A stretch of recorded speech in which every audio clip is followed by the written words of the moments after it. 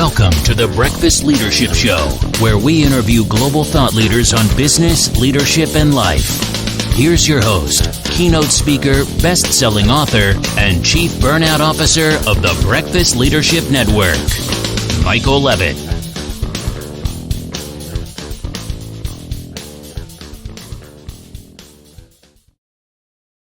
Welcome back. I've got Dr. Stephan Meyer on the line. Doctor, how are you? Thanks for having me here. Greetings from Frankfurt, Germany. Greetings from Toronto, Ontario. Good to speak with you. So you do some amazing work. So why don't you share with the audience a little bit about you, and then we're gonna get into the conversation about your sacred cow. So tell a little bit about us. Yes, I'm working as a change management expert, or what they used to call change management in those days when I started 25 years ago.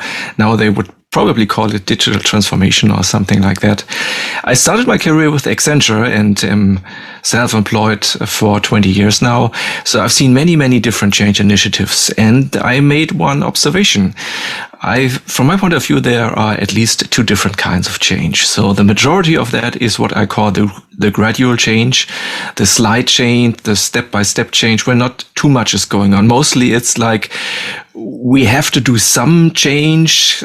It's more of a cosmetic thing and nothing much changes afterwards, and nothing really happens. And there's not much room for improvement in those kinds of change. But there's also, on a much rarer occasion, the kind of change that I call the radical change, which is more like a change of the rules of the game. And I found this kind of change much more interesting. And then I tried to find out more about it, and I made the discovery that there's not much literature about it and even less scientific research. So I did exactly that. I started my own research. I had to go to a university to England to do that, because in Germany, at a German university, they told me this kind of interdisciplinary research somewhere between business administration and psychology, that's not allowed in Germany. It's verboten. Of course, that's complete nonsense, but that's what they told me. So I went to England and I did my research there. And what I did was I talked to experts who had multiple experiences with radical change throughout their lives. I started with interim managers from Germany, first of all, and then I had a lunch with an American business friend, and he asked me, so why don't you also interview some interim managers from the States? And I said, we have a deal, so I continued doing that. And later on, my supervising professor suggested I added some more different points of view. So I also talked to consultants and line managers with experience in radical change. And since I was already on my way doing it on an international basis, I talked to experts from, all in all, 4 different continents in the world. So now I gathered all these insights about radical change, and I try to condense it into one simple thing. And that's what my result of it, and the core of my findings is what I call the sacred cow framework, which is a framework of my almost 200 different insights from all the interviews pressed into one neat little framework. We can't wait to dive into that, but I want to chime in with one thing with radical change. Let's talk a little bit about the COVID-19 pandemic and organizations. And a lot of organizations have maybe reluctantly implemented some radical change in how they do business and all of that. So I'd love to hear your insights on that real quick before we dive into the sacred cow research. I gladly talk about that, because that actually is one of my core findings. I had a long-term interviews with my respondents up to 2 hours, and I had a long list of questions, but there was one question I consider to be the most interesting, at least from my point of view. And that was the question, does every organization need a radical change every now and then, yes or no? Because my thought behind it was, if the answer to that is yes, then we have to completely rethink how leadership is run and what an entrepreneur should be capable of doing. Because if the answer is yes, then everyone should have at least some basic knowledge about radical change. So I asked my respondents, and well, this is science. Half of them said yes, and the other half said no. So one half of them said yes, every organization needs a radical change every few years, preferably before the crisis hits you. That was one group of believers, if you want to call them that way. And the other half said, No, on principle, radical change is a good thing, but you don't need it in any case. You need it under three prerequisites. And they told me these three prerequisites. And I asked, so what are they? And what I heard was, first of all, if there's a change in the law, in other words, your business model becomes illegal, that's always a good reason for changing. The second is progress in technology, which basically leads you into the situation that your competitors look more modern than you do in the eye of the customer, because your competitors have these modern, fancy ways of doing things and you are still doing it the old way. And that's also a good reason for change. And lastly, the third prerequisite was events of higher power, such as 9/11 or a pandemic, which actually may be a good reason for you to completely rethink what you're doing. So whichever group you belong to, either you believe radical change anyway, or the other is radical change only under certain circumstances, of which one or two or even three might be applicable to you right now, there's always a good reason to evaluate, do I presently need a radical change, yes or no? That's a great question. And if you asked me that question, I would answer yes, because I see organizations, especially over the last, I would say, decade, how business is conducted, it has changed quite a bit. I mean, you've got different technologies that can be used to expand and work across the globe without having to leave where you live. You also have, we've got 4 generations that are working in some organizations now. You've got the baby boomers, Generation X, the millennials, and now Gen Z or Gen Z, depending on what part of the world you're from, that are all working in entities, and each one of those demographics have different interests and desires and experiences. So organizations need to adjust to be able to address those things. And in many cases, they need to do something dramatic. Now, a lot of the organizations out there that are quite static are reluctant to change. I'll pick on one company, General Motors, for example. Personally know what that world looks like. They've been very slow to change for many years, but in recent memory with their their latest CEO, they're pivoting from gas powered to all electric type vehicles within the next decade or so. So that is a huge change for an organization like them. But when you encounter organizations that are reluctant to change, what are some of the common responses that they give you?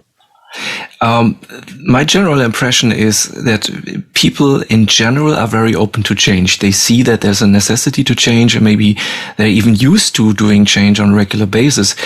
The big resistance is to radical change. So many people tell me something such as, well, change, of course, we have our department for change, or we have our internal consultants, and we have our methodology, and there's everything you need to know about change, but we don't need radical change.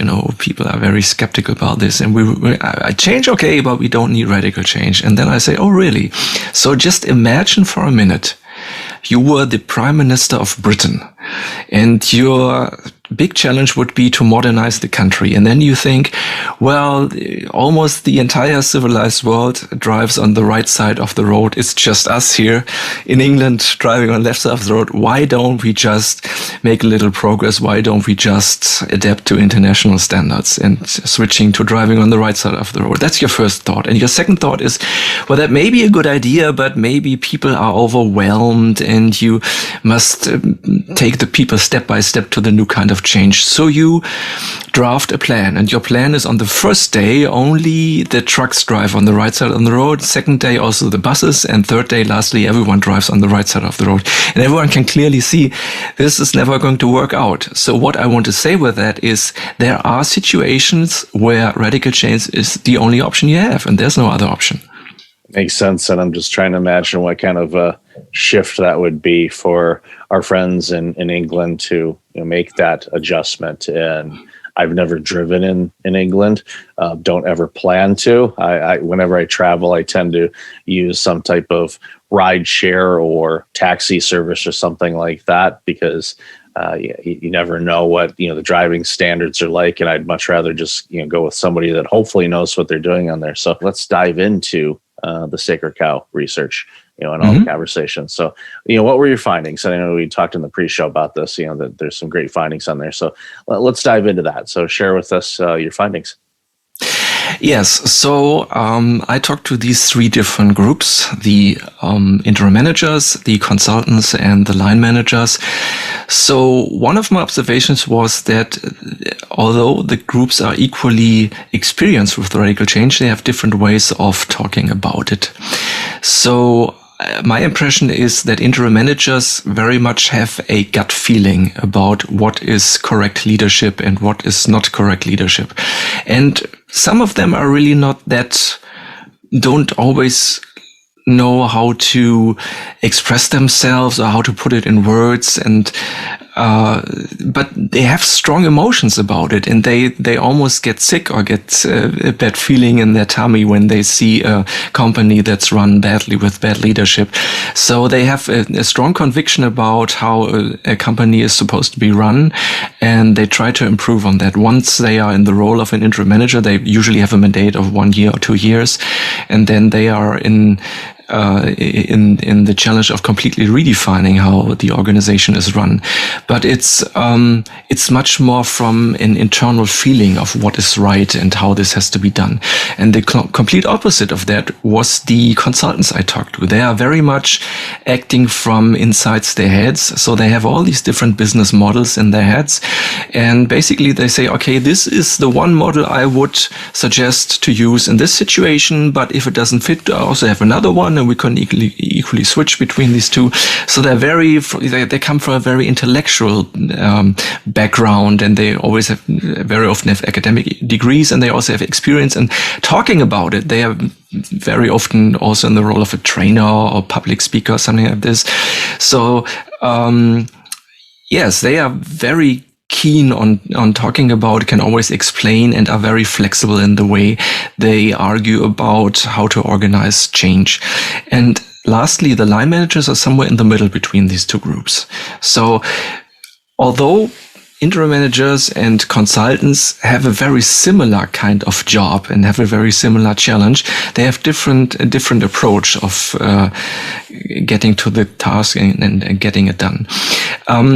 When I built my Sacred Cow framework, it was an effort of putting all these 200 findings, which are just too many to keep them all around in your head at the same time, and somehow condense it. And the Sacred Cow framework, of course, Sacred Cow is an acronym, and every letter stands for something. It's also a matrix, so it's sacred times cow. In other words, 18 different challenges, 18 different leadership challenges you have to take into consideration when initiating a radical change. So in other words, when you're in the midst of a radical change and you think, did I think of everything? Did I maybe oversee something? Then you can take the Sacred Cow framework and take a closer look if there's anything you probably have overlooked and you should still integrate in your change initiative. I don't want to go too deeply into the Sacred Cow framework at the moment because it's very complex, but I would rather suggest to give you an example at a company that actually existed and that, from my point of view, completely ignored the sacred cows. And in order to explain this, I developed a simpler model that I called the cow canvas. The cow canvas is a sequence of 6 questions. And if you ask yourself these 6 questions, you have a better understanding if you, in your situation as a decision maker, actually need a sacred cow or need a radical change, because you have your own sacred cows. So I'd like you to go through the example with me. So imagine for a minute you live in the 1970s in Germany. That's where my youth was, and that tells you how old I am. So in those times when you wanted to listen to music, there weren't that many options. Television was horrible. There weren't that many musical shows, and also radio was not much better. So there was only one option. If you really knew what kind of music you listen to, and you like to listen to pop and rock music, especially if you already know what kind of artists you like to go to listen to, there was only one option. You would go to the record store and buy one of these big black vinyl records. And with the record under your arm, you would go home. Why would you go home? Because that's where your record player was at. mostly in the living room. So in those times, there was one leading brand of record players in Germany. It was kind of the premium brand. It was kind of the Mercedes of record players. The company was called Dual, D-U-A-L. So everyone who highly esteemed their own expertship in music, they would have a Dual record player at home. And you might wonder, if they were such a leading premium brand, why aren't they around anymore? They completely disappeared from the market. They went bankrupt. Now there's different companies that bought the rights to use that brand, but the original company just completely disappeared. And I claim the reason for that is because they completely ignored their sacred cows. So if I go through the sacred cow canvas, I would ask these 6 questions. The first question is, what does my customer get? And that's very easy to answer. If you buy something from the company Dual, you would get a record player. The second question is, what is the sacred cow? And in this situation, it means your sacred cow is, what do I think of myself? Who am I? What am I doing? And if you would have asked the employees of Dual in those times, so what are you doing? They would say, well, we are in the business of building record players. So building record players, that's what we do. And then the third question is, okay, so, but what's the taboo? The taboo is what everybody knows and nobody dares to talk about in the open. So the taboo is, why do people buy record players? Well, they buy record players because they want to listen to music. Everybody knows that. And it's just because they want to listen to music, they buy these record players. But what if one day there would be a different way of getting access to your music, like a more advanced way, a more modern way, a more fashionate way, a more elegant way, a cheaper way, a quicker way, whatever. So once this other option arises, people wouldn't have any more need to buy a record player. That's the taboo. Everybody probably knew that, but nobody thought that moment would ever come. Step number 4. What is the essence behind it? What is the realiness behind it? So what we know is people buy a record player because they want to listen to music, but why do they want to listen to music? I would suggest people want to listen to music because music makes them feel good. That's actually what the business is about. So in other words, they buy record players because they want to feel good. Step number 5. So instead of asking yourself, what is your sacred cow? The question now is, what would be a radical change? How could you change your understanding of who you are and what you do in order to be more in congruence with that new insight you have? So instead of saying we are in the business of building record players, you could redefine yourself and say, we are in the business of providing music. We help people get access to music so they can feel good. That's what it's all about. And the last step is not what your customer gets, but what your customer should get. So the last step is, if you have understood that you are in the business of providing music, then your customer shouldn't get a record player. They should get access to music. So in order to help them feel better, you help people feel better by giving them access to music. That's exactly what you do. And I maintain, if people at the company Dual would have understood that in those days, they could still be around. They could be a leading international music provider brand. They could be the leading internet portal for music. They could be the leading streaming service for music, whatever. If they only understood that they don't need a record player in order to provide music. So what I want to say by this is, this is just an example, and this is applicable in any industry whatsoever. Always be careful about what are your sacred cows, what are your beliefs, and maybe now is the proper situation to redefine who you are and what you do. And if you do that on time, you always have a chance to be around, because you're not stuck with the sacred cows that completely provide you seeing into the future and completely block your view of the horizon. If you just take care of your sacred cows in time. That's an amazing list of things, and it's just 6 questions. A lot of times when people are thinking, okay, we have to take a deep dive look into the organization, they think, okay, we're going to be dealing with hundreds and hundreds of situations. It's like, no, here's 6 questions. Of course, they are deep, thought-provoking questions, but they're still able to flush out some things and really check some things out. And as you were talking about, a organization that I'm familiar with came to mind, and they've had some radical change over the recent couple of years, but for over 2 decades prior to that, there really wasn't any change.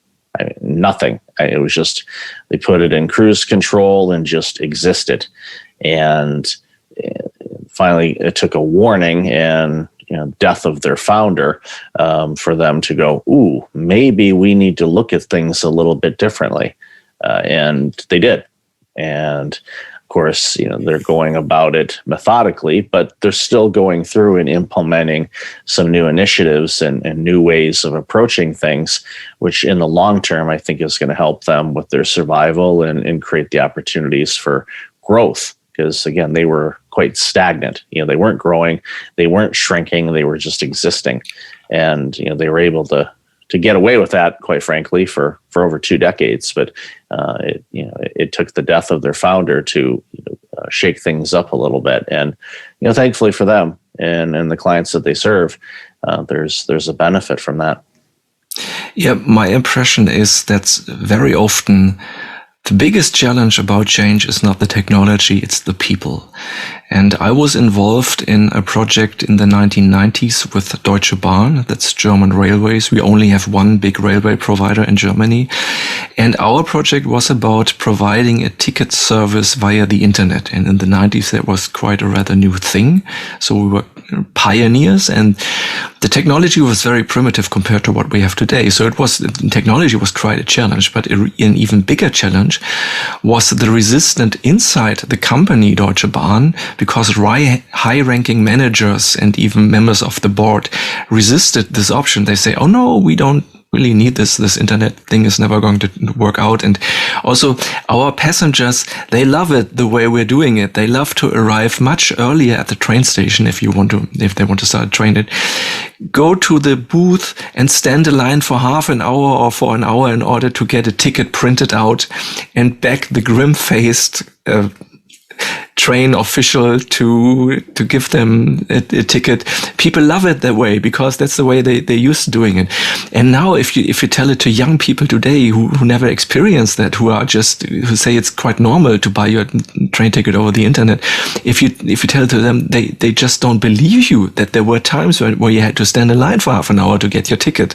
It's just so normal today to do it the modern way. But in those times, we really had to fight hard in order to convince the people, get the people on board for this new fancy technology. It's amazing. And, I'm guessing around the same age because I grew up in the 70s and in the States. And, thinking back then to what we have today, it's a completely different world. And it forced radical change amongst every industry. Travel definitely is one of them. Where we use our smartphones, and a lot of people don't even have a printer at home to print anything. It's like, why would I print anything? Everything's on my phone. I don't need to print anything. So it's amazing how we've transformed so much in such a short period of time. So, Stephan, I've loved our conversation today. Where can people find out more about you, this wonderful work you're doing with Sacred Cows and everything else? Yes, I have a website which is currently only in English, so just the right language for your audience.